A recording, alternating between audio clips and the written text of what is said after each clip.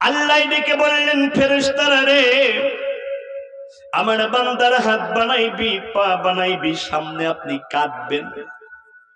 ও যুবক ভাইয়েরা, কথা বলবেন না, অন্তরটারে একটু নরম করেন। আল্লাহ ডেকে বলল, হাত বানাইবি না, পা বানাইবি না? হাত বানাও, পা বানাও, বডি বানাও, পিঠ বানাও, কোমর বানাও, বান্দার পেট বানাও, কিন্তু আমার বান্দার মুখটা বানাইবি না। কারণ আমার বান্দার মুখটা আমি আল্লাহ রাব্বুল আলামিন আমার আপন কুদরতি হাত দিয়ে বানাবো। কারণ মুখের মধ্যে বান্দার নাক থাকবে, কপাল থাকবে। মুখ দিয়ে বান্দা আমি আল্লাহর জিকির করবে, কোরআন তেলাওয়াত করবে, আল্লাহর নাম নেবে, রাসূলের নাম নেবে। আমার বান্দা, আমার বান্দি তার নাক আর কপাল দিয়ে জমিন নামক খাতার মধ্যে দিনে 5 বার সিগনেচার করে দিয়ে আমি আল্লাহর গোলামের পরিচয় দেবে। এইবার বলেন, দিনে রাতে আমরা নামাজ পড়ি কয় ওয়াক্ত? সবাই বলেন। কিন্তু এখানে অনেক ভাইয়েরা আছেন, এশার নামাজ বাদ দিয়ে এখানে গিয়ে চমৎকার করে গরুর গোশত দিয়ে খাওয়া দাওয়া করে এখনো মাহফিলের মধ্যে বসে আছেন। আছেন না নাই? এশার নামাজ পড়া কি ফরজ? নামাজ পড়া কি? এশার নামাজ আমাদের জন্য কি ছিল? ফরজ ছিল। আপনি আদায় করতে পারেন নাই রে দোস্ত, কিন্তু কোরআনের জলসায় চলে এসেছেন, ভালো কাজ। এরকম কোটি কোটি জলসাকে যদি এক পাল্লায় দেওয়া হয়, অন্য আর এক পাল্লায় যদি এশার সালাত দেওয়া হয়, কোটি কোটি জলসার চেয়ে এক ওয়াক্ত এশার সালাতের গুরুত্ব আল্লাহর কাছে কম না বেশি? জলসা শোনাটা আপনার জন্য ফাদাইল, ফজিলতপূর্ণ নফল ইবাদত, কিন্তু আল্লাহ রাব্বুল আলামিন আপনার জন্য এশার সালাতটা ফরজ করে দিয়েছিলেন। একজন শুনছে পাগড়ি মাথায় দিয়ে নামাজ পড়লেন 1 রাকাতে নাকি 70 রাকাতে সওয়াব পাওয়া যায়। এটা একটা বর্ণনা, এর বিশুদ্ধ কোনো দলিল নাই। একটা বর্ণনা, কথার কথা, গল্পের গল্প শোনাচ্ছে আপনাদেরকে। 1 রাকাত পাগড়ি মাথায় দিয়ে নামাজ পড়লে 70 রাকাত নামাজের সওয়াব পাওয়া যায়। তাহলে 2 রাকাত নামাজ পড়লে কয় রাকাতের সওয়াব?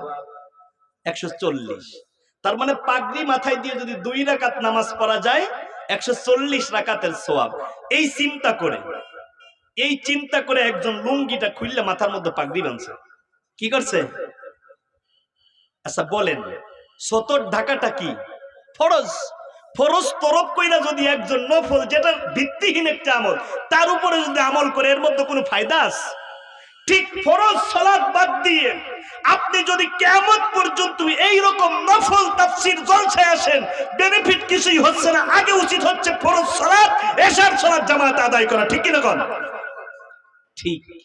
যারা ফরজ বাদ দিয়ে লুঙ্গি খুলে মাথায় পাগড়ি বাঁধে, আর আজকের জলসায় আসছে কিন্তু ঈশার নামাজ পড়ে নাই, এই দুইজনের এক দশা। এশার নামাজ বাদ দিয়ে যারা ওয়াজ শুনতেছে, লুঙ্গি খুলিয়া মাথায় পাগড়ি বেঁধেছে, তারা একেবারে ন্যাংটা। কি ন্যাংটা হইয়া এরপর আইছেন ওয়াজ শুনতে? বলেন, ওয়াজ শোনা আগে না এশার সালাত আদায় করা আগে? আগামী ফজরের রক্ত পড়বো না, এরকম নিয়ত আছে কার? হাত তোলেন তো। সবাই পড়বেন না? আল্লাহ কবুল করুন, পড়েন আমিন। আমি একটু দারুণ কথার দিকে যাচ্ছি। এইবার খেয়াল করে দেখেন আমার প্রিয় বন্ধুরা, আমরা মায়ের পেটের মধ্যে যেখানে ছিলাম, মায়ের পেটের মধ্যে খুব দারুণ করে সংরক্ষণ করেছেন আমাদেরকে। সবাই বলুন না কে? একবার জবান ছেড়ে কি সেই আল্লাহকে ডাক দেওয়া যায়? আল্লাহ, লিল্লাহে তাকবীর। মায়ের পেটের মধ্যে আমাদেরকে দারুণ করে সেবা রাখলেন যিনি, তিনি আমার আল্লাহ। আমার আপনার বয়স যখন 6 মাস 1 দিন হয়ে গেল, খুব দারুণ করে কথা নেন, 6 মাস 1 দিনের পরে বাচ্চার দেহের আকৃতি গঠনটা বাড়তে থাকে, মায়ের পেটটা একটু বড় হয়।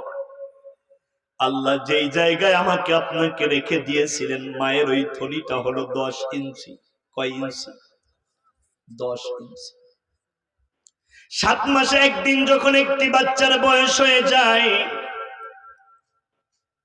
ওই সন্তানটা মায়ের পেটের মধ্যে থলির মধ্যে 10 ইঞ্চি আকার ধারণ করে। কিন্তু মায়ে যখন খায়, মায়ের খাবারের একটি অংশ সন্তানের দিকে যায়, কারণ মায়ের মাসিক ঋতুস্রাবকে বন্ধ করে দিয়ে আল্লাহ রাব্বুল আলামিন মায়ের নাভির সাথে আমার আপনার নাভির একটি দারুণ কানেকশন দিয়েছেন। মায়ের নাভির সাথে আমার আপনার নাভির একটি দারুণ কানেকশন দিয়ে আল্লাহ রাব্বুল আলামিন 4টি কাজ করালেন। জোরে বলুন, কয়টি কাজ? সবাই বলুন। মায়ের পেটের মধ্যে আল্লাহ কি আমাদেরকে মুখ দিয়ে খাবার খাওয়াইছেন? না দোস্ত না। মায়ের পেটের মধ্যে কত ময়লা থাকতে পারে, না পাখি থাকতে পারে, না নাজাসাত থাকতে পারে। আল্লাহ রাব্বুল আলামিন চিন্তা করলেন, আমার বান্দার শরীর বডি হাত পা ফেরেশতা তোমরা বানাইবা, কিন্তু আমার বান্দার মুখটা আমি আল্লাহ কুদরতি হাত দিয়ে বানাবো। কুদরতি হাত দিয়ে আল্লাহ বানানোর পরে আজকের আধুনিক বিজ্ঞান প্রমাণ করেছে, সেস নামক এক প্রকার পদার্থ দিয়ে আল্লাহ বান্দার নাক মুখ কপালটাকে খুব দারুণ করে কভারেজ করে দিয়েছেন। সুবহানাল্লাহ। যাতে করে মায়ের পেটের মধ্যে থাকা কোনো প্রকার নাপাকি ছোট্ট বান্দা বান্দির নাকের মধ্যে, কপালের মধ্যে, মুখের মধ্যে না লাগে। এই জন্য আল্লাহ রাব্বুল আলামিন খুব দারুণ করে একটা প্যাকেট করেছেন, কভার করেছেন। কারণ বান্দায় যখন দুনিয়াতে আসবে, তার নাক এবং কপাল দিয়ে একমাত্র কেবলমাত্র শুধুমাত্র আমার আল্লাহকে সাজদা দেবে। এইবার বলেন দেখি, বলেন একমাত্র সাজদা পাওয়ার উপযুক্ত কে? কোন পীরের কদমে সাজদা দেওয়া যাবে না, না না। কোন মাজারে সাজদা দেওয়া যাবে, কোন ওলিয়ে ধরবে সাদিয়ে দেওয়ান বুজুর্গর পায়ে সাজদা দেওয়া যাবে। এইগুলো শিরক, এইগুলো শিরক, এইগুলো শিরক। শিরক যারা করবে তারা হলো মুশরিক। আল্লাহ রাব্বুল আলামিন বললেন, ইন্নাল্লাহা লা ইয়াগফিরু আন ইউশরাকা বিহি ওয়া ইয়াগফিরু মা দুনা যালিকা লিমান ইয়াশা। এই দুনিয়ার মধ্যে যারা শিরক করবে, তওবা ছাড়া আল্লাহ রাব্বুল আলামিন কোশ্চিন কালেও তাদেরকে মাফ করবেন না। এইবার বলেন, শিরক আছে যেখানে আমরা নাই? সবাই বলেন, শিরক আছে যেখানে আমরা নাই, বেদাত আছে যেখানে আমরা নাই। কুল্লু বিদআতিন দালালাহ, প্রত্যেক বেদাত হচ্ছে পথভ্রষ্ট। ওয়া বিদআতিন ফিন্নার, আর প্রত্যেক পথভ্রষ্টতা হচ্ছে জাহান্নাম, জাহান্নাম। আল্লাহ বান্দাকে তো আদর করে, মায়া করে, দয়া করে বানাইয়া আল্লাহ বান্দারে জাহান্নামে দিতে চায় না। ও বান্দা, আল্লাহরে একটু চেনো, আল্লাহরে একটু চেনো। আল্লাহর সৃষ্টি তত্ত্ব নিয়ে কেউ যদি গবেষণা করে, সঙ্গে সঙ্গে সে আমার আল্লাহকে পেয়ে যায়। একটু আওয়াজ দিয়ে বলেন না মারহাবা।